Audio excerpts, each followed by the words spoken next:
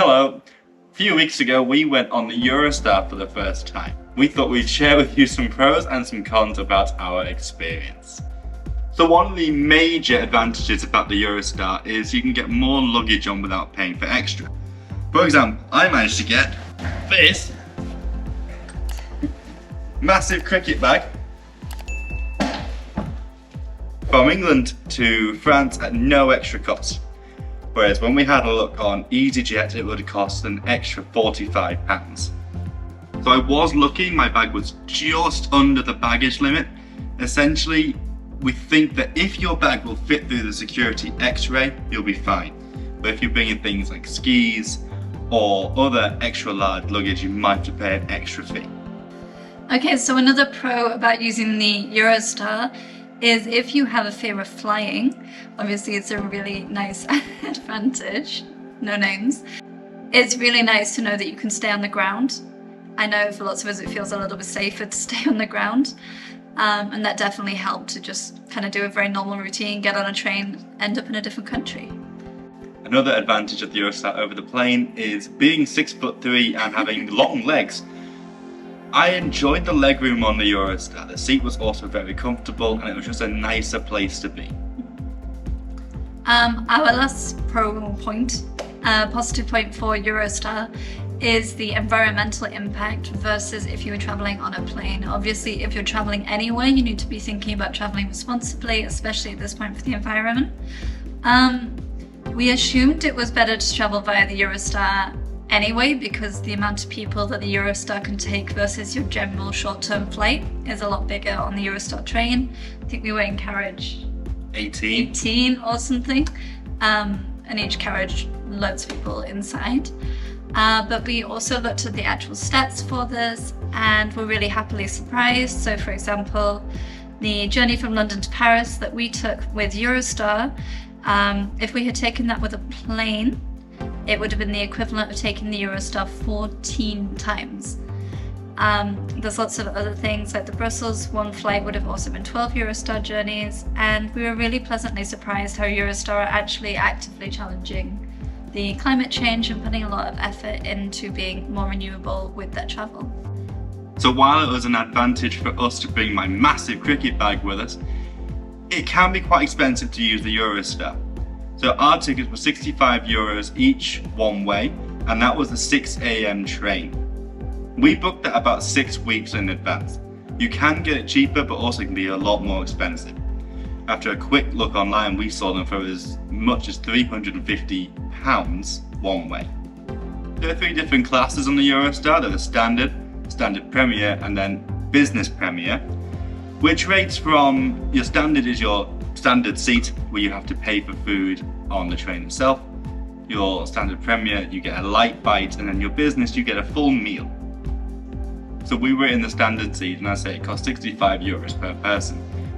In contrast, you can get an EasyJet flight for £35 one way from London to Paris.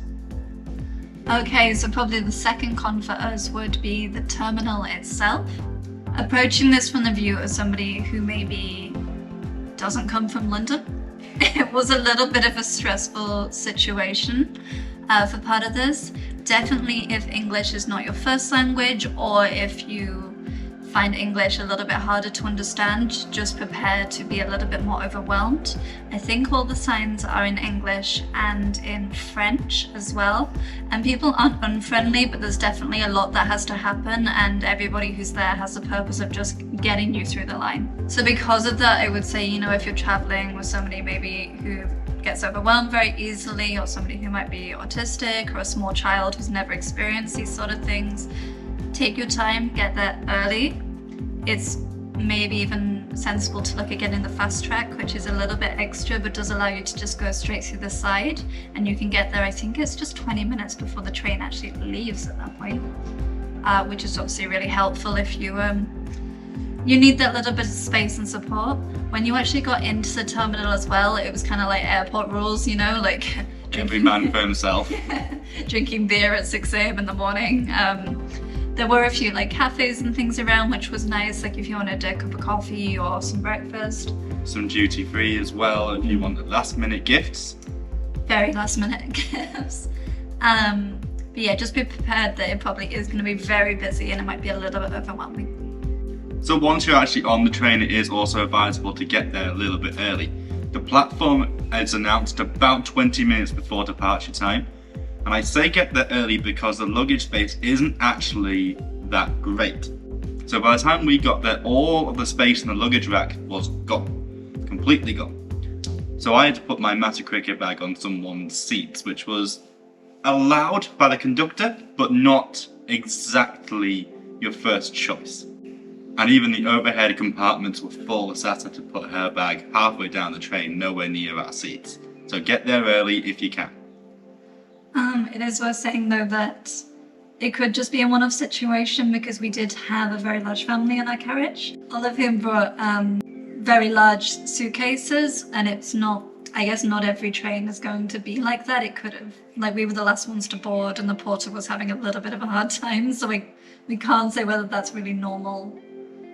No, it could have just been our situation, could have been our train, but even so, it won't hurt to get there early. Mm-hmm. Our final point are just the little things that we think you need to know. So I guess the first thing would be treat it like an airport.